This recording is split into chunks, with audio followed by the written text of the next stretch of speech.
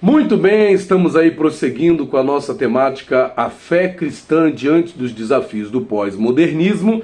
E hoje nós queremos falar sobre antropocentrismo ou teocentrismo. Afinal de contas, esse pensamento pós-moderno enfatiza o pensamento antropocêntrico, não é? E de certa forma deixa de lado um pouquinho a ideia teocêntrica. E para a gente já poder definir aqui logo de cara, quando a gente fala de antropocentrismo, estamos falando de o homem no centro de tudo. E quando falamos de teocentrismo, falamos de Deus no centro, né? Então é uma escolha que a gente tem que fazer. Antropocêntrico, ou seja, colocando o homem no centro, ou teocêntrico, colocando Deus no centro. E para a gente poder iniciar, quero ler aqui uma passagem que se encontra em Lucas capítulo 12, do versículo 13 ao 21, que diz assim: E disse-lhe um da multidão: Mestre, dize a meu irmão que reparta comigo a herança.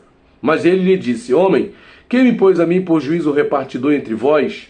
E disse-lhes: Acautelai-vos e guardai-vos da avareza, porque a vida de qualquer não consiste na abundância do que possui. E propôs-lhe uma parábola, dizendo: A herdade de um homem rico tinha produzido com abundância. E arrazoava ele entre si, dizendo: Que farei? Não tenho onde recolher os meus frutos. E disse: Farei isto: derribarei os meus celeiros e edificarei outros maiores. E ali recolherei todas as minhas novidades e os meus bens.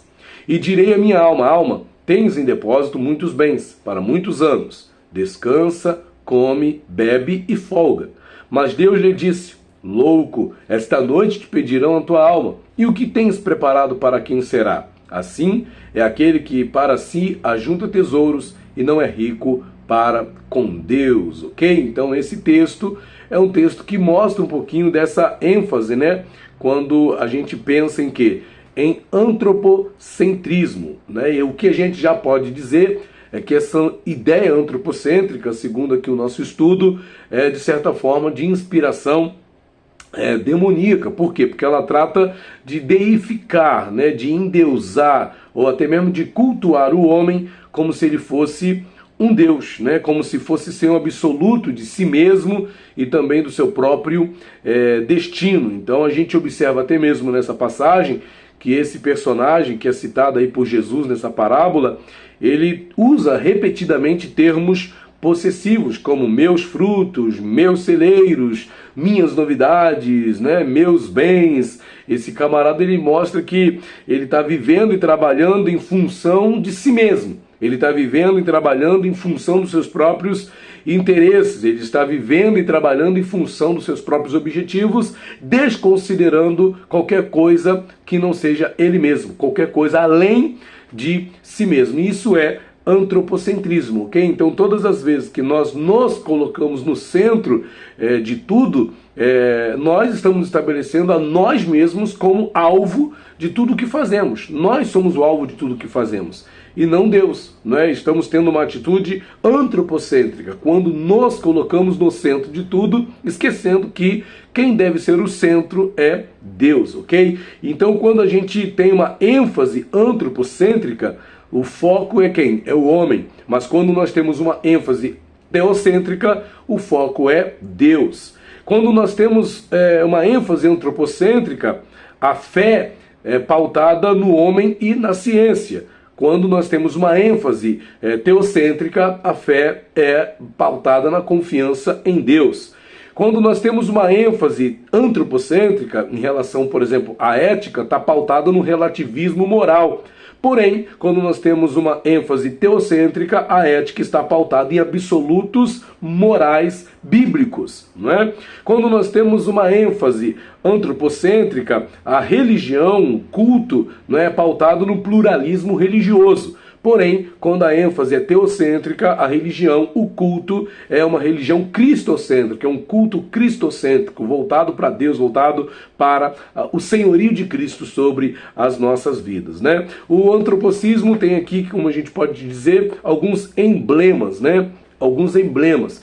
O antropocentrismo tem os seus representantes na história da civilização, homens como Nabucodonosor, né, Nimrod e muitos outros que se colocaram como deuses, homens que se colocaram como deuses, como senhores, né? E a gente vê muitos exemplos aí na história de homens que se colocaram no centro, que foram ali, vamos dizer, propagadores dessa ideia antropocêntrica, que não é nova, ok? Ela tem uma história. Ao longo da história da humanidade, várias vezes nós vemos personagens se colocando no centro como se eles fossem dignos de culto, de adoração e de veneração, né?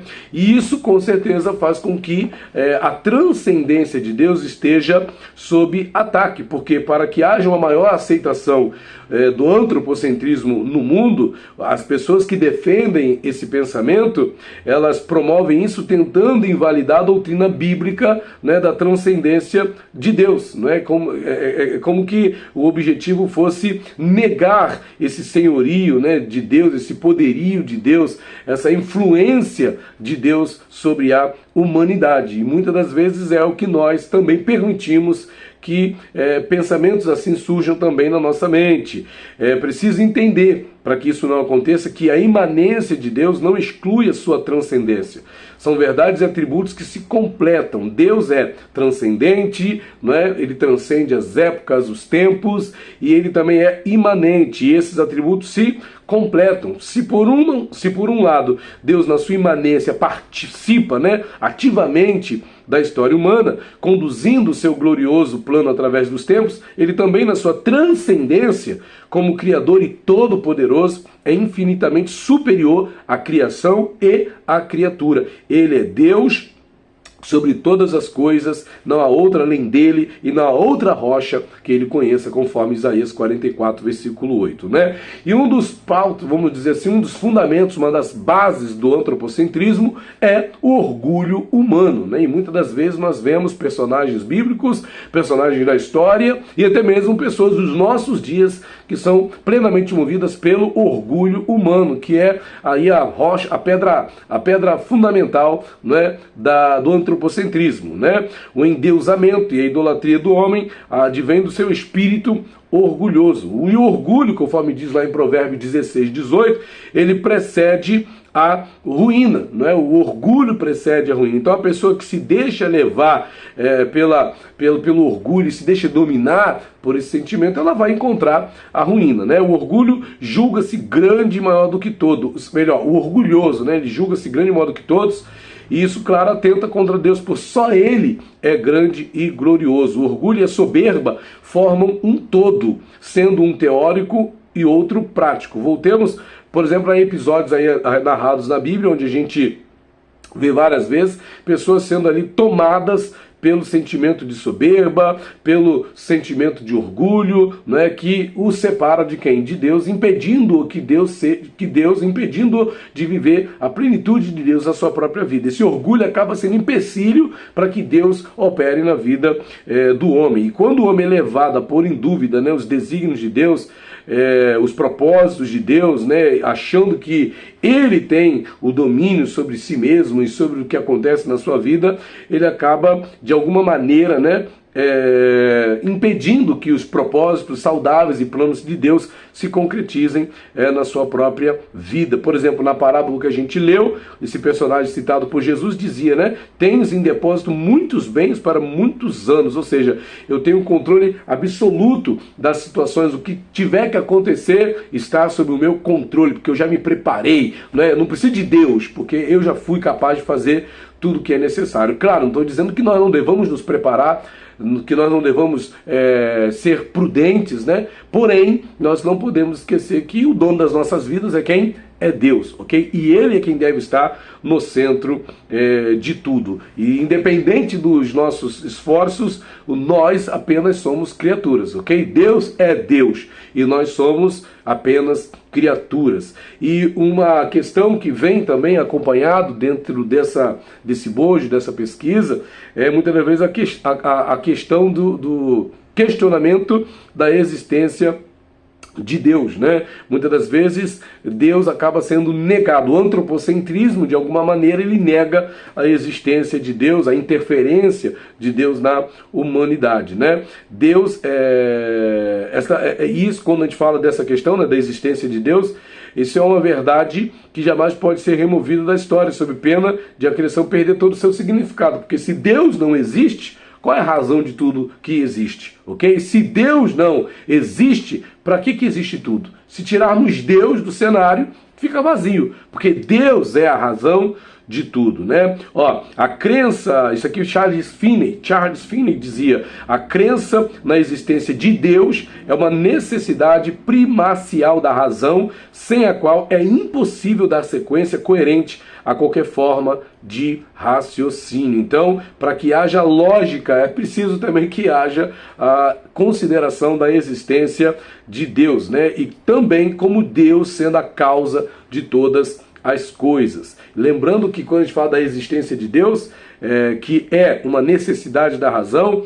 a existência de Deus também é um testemunho da própria natureza. A própria natureza se incumbe, né, de certa forma, de honrar a existência de Deus, de comprovar a existência de Deus, né? A gente tem passagens que confirmam isso. No Novo Testamento, por exemplo, o apóstolo Paulo alude a essa ideia em sintonia com o testemunho da consciência, né? Como prova de que só se concebe o mundo através da crença na existência do Criador, né? Salmo 19:1 diz: os céus manifestam a glória de Deus e o firmamento anuncia a obra de suas mãos. Então a própria natureza dá testemunho da existência de Deus. Então, uma vez que o antropocentrismo, de alguma maneira, trabalha para negar a existência de Deus e sua influência no mundo, a natureza dá testemunho da existência de Deus. Olha para os céus, olha para as nuvens, olha para as estrelas, olha para a criação no geral, a gente pode ver a mão de Deus aí em ação, comprovando que Deus existe e é Ele quem deve estar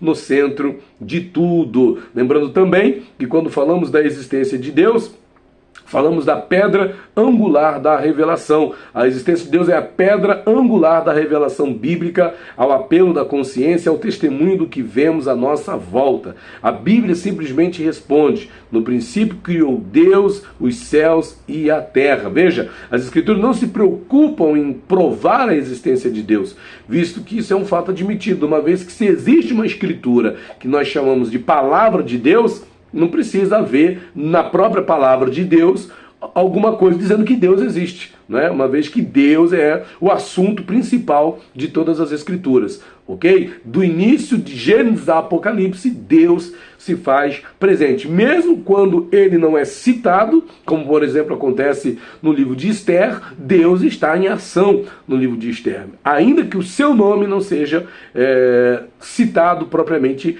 dito, né? Bom, se hoje, como no passado, muitos duvidam e descreem da existência de Deus, isso provém do distanciamento pecaminoso do homem para com ele. Ou seja, quanto mais o homem vai se colocando no centro e se tornando antropocêntrico e se deixando dominar por esse pensamento do antropocentrismo, né, dada essas questões trazidas pelo pós-modernismo que tem dominado o mundo, quanto mais o homem se deixa levar por essa ideia antropocêntrica, mais ele se perde de Deus, mais ele se desvincula desse Deus que existe e que tem domínio sobre tudo e sobre todos. Deus está sendo revelado constantemente nas suas escrituras, na natureza, ok? Como alguém que tem glória, majestade, poder e autoridade sobre tudo e sobre todos. E aqui nós chegamos ao final dessa aula e a escolha que a gente tem que fazer é o seguinte: antropocentrismo ou teocentrismo, né? Vamos ser então, diante de tudo que falamos aqui, antropocêntricos, nos colocando no centro, como traz o pensamento pós-moderno, ou vamos continuar sendo teocêntrico, deixando que Deus, permitindo, dando lugar para que Deus seja o centro de tudo nas nossas vidas. Salmo 3, versículos 5 ao 6 diz assim: olha, confie no Senhor de todo o coração, não dependa de seu próprio entendimento, busque a vontade dele em tudo o que fizer e ele lhe mostrará o caminho que deve seguir. Numa outra versão diz assim: confie no Senhor de todo o coração e não se apoie na sua própria inteligência. Lembre-se de Deus em tudo o que fizer e ele lhe mostrará o caminho certo. Salmo 3, versículos 5 ao 6. E assim a gente diz o seguinte, nessa conclusão: Deus é quem deve estar no centro sempre, e é a Ele, né? E a Ele caberá colocar-nos no centro do seu cuidado, do seu amor e da sua proteção, ok? Deus abençoe a todos, muito obrigado por ter assistido mais esta aula. Não deixe de se inscrever aí no nosso canal, de curtir esse vídeo, se possível, compartilhá-lo com outras pessoas. Deus abençoe, valeu!